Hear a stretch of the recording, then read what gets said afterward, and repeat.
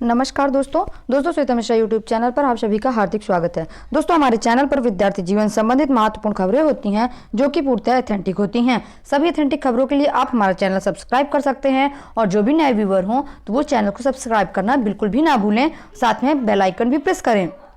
इसी क्रम में आज की पहली खबर है, अभ्युदय कोचिंग में प्रवेश परीक्षा आज 3 लाख से अधिक अभ्यर्थियों ने पंजीकरण कराया था। यह प्रतियोगी परीक्षाओं के लिए मुख्यमंत्री योगी आदित्यनाथ की पहल पर शुरू मुख्यमंत्री अभ्युदय कोचिंग के लिए करीब 3 लाख प्रतियोगी छात्र छात्राओं ने पंजीकरण कराया है और ऑफलाइन क्लास के लिए शुक्रवार रात से पंजीकरण बंद हो गया है। ऑनलाइन क्लास के लिए पंजीकरण जारी रहेगा। ऑफलाइन क्लास के लिए 13 फरवरी को ऑनलाइन परीक्षाएं होंगी। तो ये मुख्यमंत्री जी की एक पहल है जिसमें बच्चों को ऑनलाइन ऑफलाइन कोचिंग दी जाएगी। एनडीए व सीडीएस की परीक्षा दिन में 12 से 1 बजे तक, यूपीएससी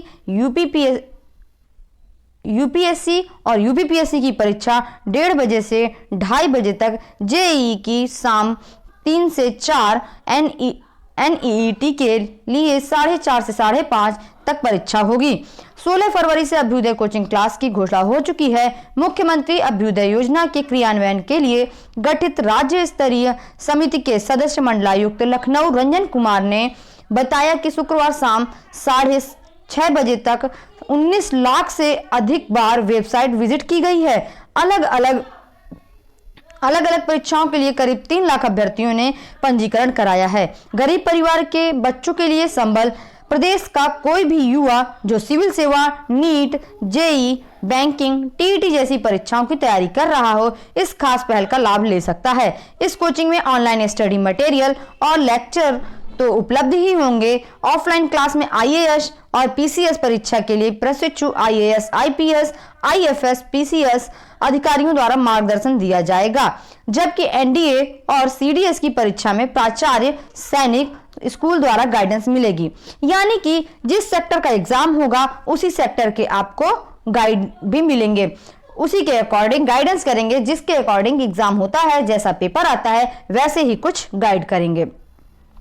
इसके बाद दोस्तों अगली खबर है, एसीएफ आरएफओ भर्ती में बढ़े चयन के अवसर। मुख्य परीक्षा आज से और आधे अभ्यर्थियों ने नहीं किया मेंस के लिए आवेदन। आरएफओ के 12 पदों पर होना है चयन। एसीएफ क्षेत्रीय वन अधिकारी 2020 की मुख्य परीक्षा 6 फरवरी से शुरू होने जा रही है। 18 फरवरी से शुरू होने जा रही है। परीक्षा 26 फरवरी तक आयोजित की जाएगी। परीक्षा शुरू होने जा रही है और इसमें परीक्षा में अधिक लोगों ने मेंस के लिए आवेदन नहीं किया है। इसके बाद दोस्तों अगली खबर है, ईसीसी में भी ऑनलाइन परीक्षाएं होंगी। इलाहाबाद विश्वविद्यालय के बाद अब ईसीसी इविंग क्रिश्चियन कॉलेज में भी सेमेस्टर की ऑनलाइन परीक्षाएं होंगी। इसका भी परीक्षा कार्यक्रम जल्द ही जारी किया जाएगा। इसके बाद दोस्तों अगली खबर है, यूपी ट्रिपल एससी 5 नंबर के होंगे अंग्रेजी के सवाल।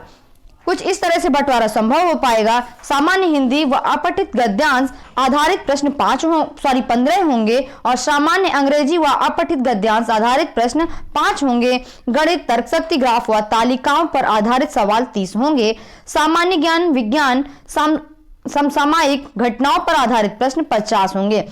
यूपी ट्रिपल एससी ने समूह की भर्तियों के लिए शासन को जो प्रस्ताव भेजा है उसमें अंग्रेजी के सवाल शामिल करना सबसे महत्वपूर्ण है, क्योंकि आयोग की भर्तियों में अंग्रेजी के सवाल नहीं पूछे जाते हैं। प्रस्ताव के अनुसार प्रारंभिक सरकारी परीक्षा पेट के पाठ्यक्रम में 5 नंबर के अंग्रेजी के सवाल भी शामिल करने की योजना है। तो पीईटी का जो एग्जाम होगा उसमें अंग्रेजी के सवाल भी होंगे। 100 नंबर का एग्जाम होगा, प्रत्येक सवाल 1 नंबर के होंगे और इसके बाद परीक्षा में सवाल हल करने के लिए 120 मिनट मिलेंगे। गलत जवाब पर निगेटिव मार्किंग का भी प्रस्ताव है। प्रत्येक गलत उत्तर पर 1/4 मार्क्स कटेंगे। पेपर का स्तर एनसीईआरटी के हाई स्कूल व इंटरमीडिएट स्तर का होगा। कुछ इस प्रकार से ट्रिपल एससी का जो पीईटी एग्जाम होगा तो वो इस प्रकार से डिवाइडेशन उसका किया गया है, ऐसा प्रस्ताव भेजा गया है। 15 नंबर की हिंदी, 5 नंबर की अंग्रेजी, रीजनिंग, मैथ 30 नंबर का और करंट जो होगा आपका वो 50 नंबर का होगा और 100 नंबर के का एग्जाम होगा जिसमें 120 मिनट मिलेंगे। इसके बाद प्रत्येक सवाल 1 नंबर का होगा और उसमें 1/4 का निगेटिव मार्किंग भी होगा। इसके बाद दोस्तों अगली खबर है टीजीटी पीजीटी 2020 भर्ती का संशोधित विज्ञापन इसी माह। देखिए, बहुत धरना प्रदर्शन, बहुत मशक्कत के बाद ऐसी खबर देखने को मिल रही है, लेकिन इसको कुछ कंफर्म लेकर ना चलें, क्योंकि पहले भी इसके आ चुकी है खबर कि टीजीटी पीजीटी का विज्ञापन इसी माह है, लेकिन फिर भी उसमें किसी प्रकार का कोई विज्ञापन उस माह नहीं आया है। एडेड माध्यमिक कॉलेजों की टीजीटी पीजीटी 2020 शिक्षक भर्ती का इंतजार करने वालों के लिए बहुत बड़ी खुशखबरी है। चयन बोर्ड के अध्यक्ष वीरेश कुमार ने इस भर्ती के लिए इसी महीने विज्ञापन जारी करने का आश्वासन दिया है। कोई भी भर्ती हो, कोई भी विज्ञापन हो, कोई भी रिजल्ट हो, अगर प्रतियोगी छात्र धरना प्रदर्शन करता है तो उसमें अभ्यर्थी को एक आश्वासन दे करके उसे बहला फुसला लिया जाता है। लेकिन 28 अक्टूबर को इसके पहले विज्ञापन आया था, 28 अक्टूबर को इसके पहले विज्ञापन आया था, जो कि तब से इसमें संशोधन होते होते अब फरवरी आ गई है। अब देखिए फरवरी में विज्ञापन आता है या नहीं आता है, लेकिन जो खबर आप सामने पढ़ रहे हैं इसमें तो यही दिया हुआ है, एक संशोधित विज्ञापन इसी माह। इसके बाद दोस्तों आपको और अवगत करा दूं कि 31 मार्च तक टीईटी यानी कि 3rd लेवल की टीईटी लगाने का प्रस्ताव है, और उसमें यह भी कहा गया है कि हो सकता है ये जो 2020 की भर्ती है ये इस दायरे में आ भी जाए और हो सकता है ना भी आए। इसके बाद विक्की खान के नेतृत्व में सैकड़ों प्रतियोगियों ने शुक्रवार को माध्यमिक शिक्षा सेवा चयन बोर्ड कार्यालय के सामने धरना दिया और फिर सदस्यीय प्रतिनिधि मंडल ने बोर्ड अध्यक्ष से मुलाकात भी की और अध्यक्ष इसके बाद बोले इसे बोर्ड के समक्ष रखा जाएगा, और अभ्यर्थियों का कहना था कि 35 के स्थान पर 20 अंक का ही भारांक दिया जाए। तदर शिक्षकों के सीट आवंटन के संबंध में कहा कि उनकी ओर से भरे गए फॉर्म की संख्या के आधार पर निर्णय होगा कि उनकी संख्या जारी की जाएगी। जीव विज्ञान विषय के वर्ष 2011 की लिखित परीक्षा परिणाम पर बोर्ड की अगली बैठक में निर्णय लिया जाएगा। जो ये 2011 का जीव विज्ञान का लिखित परीक्षा परिणाम है उसके लिए अगली बैठक में निर्णय लिया जाएगा। यह भी खबर आपको एक बार नहीं 10 बार सुनने को देखने को मिली है। इसके बाद फिर यह भी खबर आपको मिली है टीजीटी 2016 का जो एग्जाम डेट है वो भी आपको जल्द ही घोषित की जाएगी, लेकिन न जाने वह दिन वह घड़ी कौन सी होगी जब इसका रिजल्ट 2011 और 2016 का एग्जाम की डेट घोषित की जाएगी। टीजीटी हिंदी का परिणाम भी जल्द जारी होगा। टीजीटी कला विषय पर बोले कि चयन बोर्ड ने हाई कोर्ट में इस संबंध में खुद अनुरोध दाखिल किया है कि ताकि शीघ्र सुनवाई हो सके। टीजीटी सामाजिक विज्ञान का साक्षात्कार शुरू करने के संबंध में कहा इसी विषय में कोई भी निर्णय हाई कोर्ट के अंतिम फैसले के बाद ही होगा। ईडब्ल्यूएस के संबंध में कहा इसमें 36 आरक्षण नियम लागू होंगे। प्रतियोगी बोले अध्यक्ष बाधा दूर करेंगे। 2016 के विषयों में जिनकी नियुक्ति रुकी है उनकी पहले लिस्ट जारी कर चुके हैं, शेष जल्द आएगी। जो भी लिस्ट बाकी है उनकी लिस्ट जल्दी जारी होगी। सामाजिक विज्ञान वालों का साक्षात्कार की जो डेट होगी वो अभी हाई कोर्ट के अंतिम निर्णय के आधार पर होगी।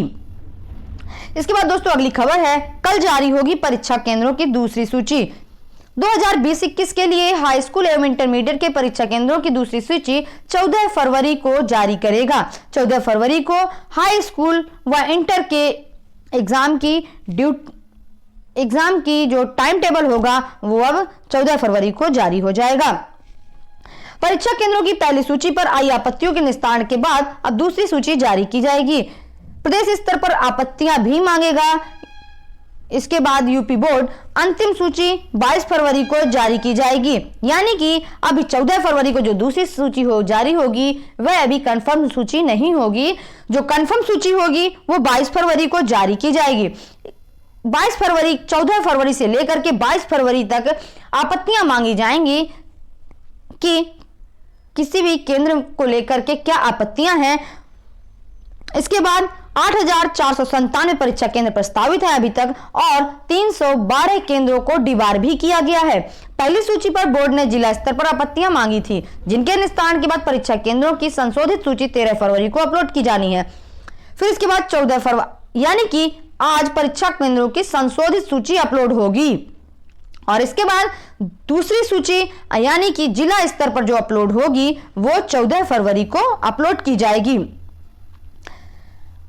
फिर इसके बाद 18 फरवरी तक प्रदेश स्तर पर आपत्तियां ली जाएंगी। 22 फरवरी को कंफर्म सूची जारी की जाएगी।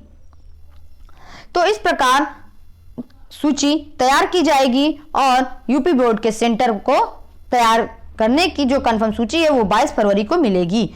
इसके बाद दोस्तों अगली खबर है, आंगनबाड़ी केंद्रों में मिलेगा हॉट कुक्ड फूड।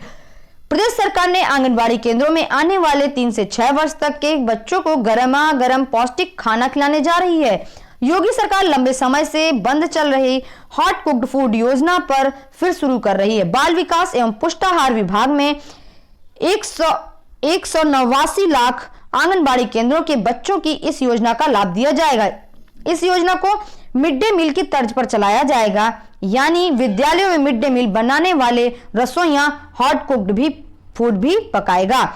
सरकार ने कोरोना संक्रमण की वजह से बंद चल रहे आंगनबाड़ी केंद्रों को प्रोटोकॉल के साथ खोलने के भी निर्देश दिए हैं। 6 वर्ष तक के आयु के बच्चों को शिक्षा देने के लिए किशोर युवतियां, गर्भवती महिलाओं और छोटे बच्चों की माताओं को कुपोषण से बचाने के लिए पोषाहार दिया जाता है। अब आंगनबाड़ी केंद्रों में भी बच्चों को मिड डे मील की तर्ज पर पौष्टिक आहार मिलेगा और जिसे जो रसोइयां होती हैं तो वही रसोइयां ही हॉट कुक्ड फूड भी पकाएंगे। इसके बाद दोस्तों अगली खबर है, बीएड को लेकर के संयुक्त प्रवेश परीक्षा बीएड 2021 संपन्न कराए जाने के संबंध में। इसकी 2021 का जो बीएड होगा उसके आवेदन की तिथि स्टार्ट है 18 फरवरी से और इसकी प्रवेश परीक्षा की संभावित तिथि है 19 मई। तो जो भी अभ्यर्थी इसके आवेदन करना चाहते हो तो इसकी वेबसाइट पर जाकर के विस्तृत इसका नोटिफिकेशन पढ़ लें और फिर इसको आवेदन 18 फरवरी से कर दें। इसके बाद दोस्तों अगली खबर है, आश्रम पद्धति विद्यालयों के संविदा शिक्षकों का हो विनियमितीकरण। समाज कल्याण आश्रम पद्धति विद्यालय शिक्षक संगठन की प्रदेश अध्यक्ष श्वेता शुक्ला की अगुवाई में एक शिष्टमंडल ने शुक्रवार को उप मुख्यमंत्री डॉक्टर दिनेश शर्मा से मुलाकात करके विद्यालयों में तैनात 1150 संविदा शिक्षकों को विनियमितीकरण करने की मांग की है। श्वेता ने डिप्टी सीएम को बताया कि ज्यादातर शिक्षक नौकरी पाने की अधिकतम आयु सीमा पूरी कर चुके हैं। ऐसे में उन्हें इंसाफ मिलना चाहिए और इनका विनियमितीकरण करना चाहिए। इसके बाद दोस्तों अगली खबर है, बाबुओं की भर्ती में अंग्रेजी ज्ञान जरूरी। ये मैंने आपको पहले ही बताया था। यूपी SSSC का जो पीईटी एग्जाम होगा उसमें अंग्रेजी मस्ट कर दी गई है। 5 नंबर की अंग्रेजी पूछी जाएगी। कंप्यूटर ऑपरेटर भर्ती में लिखित परीक्षा में 515 अभ्यर्थी सफल। अधीनस्थ सेवा चयन आयोग ने कंप्यूटर ऑपरेटर्स की परीक्षा का रिजल्ट घोषित कर दिया है, जिसमें 79 पदों को भरने के लिए 515 अभ्यर्थियों को टंकण परीक्षा के लिए आहार घोषित किया गया है। अब इसके बाद अभ्यर्थी टंकण परीक्षा में भाग लेंगे और फिर इसके बाद उनका फाइनल रिजल्ट आएगा, जिसमें सिलेक्शन श्योर होगा कि किसका सिलेक्शन हुआ है और किसका सिलेक्शन नहीं हुआ है। इसकी जानकारी परीक्षा केंद्रों की परीक्षा तिथि की जानकारी वेबसाइट पर अलग से दी जाएगी। और उन्होंने यह भी बताया कि परिणाम से संबंधित कट ऑफ भी घोषित कर दिया गया है। कुछ कट ऑफ इस प्रकार से: अनारक्षित 53, SC 43, ST 24, OBC 53, भूतपूर्व सैनिक 21, दिव्यांगजन 53 और महिला 47। कुछ इस प्रकार से कट ऑफ घोषित किया गया है। इसके बाद दोस्तों अगले माह 11,000 शिक्षकों को आई कार्ड मिलेंगे। प्राथमिक उच्च प्राथमिक विद्यालयों में जो शिक्षक तैनात हैं, शिक्षक, शिक्षा मित्रों व अन्वेषकों को आई कार्ड मिलेंगे। 11,000 शिक्षकों को दिया जाएगा आई कार्ड। तो दोस्तों आज बस इतनी ही खबर, और इसके बाद कोई भी अगर नई खबर होती है या कोई नया नोटिफिकेशन होता है तो आपको मिलेगा, यदि आपने चैनल को सब्सक्राइब कर रखा होगा। यदि आपने अभी तक चैनल को सब्सक्राइब नहीं किया है तो चैनल को जरूर सब्सक्राइब कर ले और बेल आइकन भी प्रेस कर ले। Thank you. आपका दिन शुभ हो।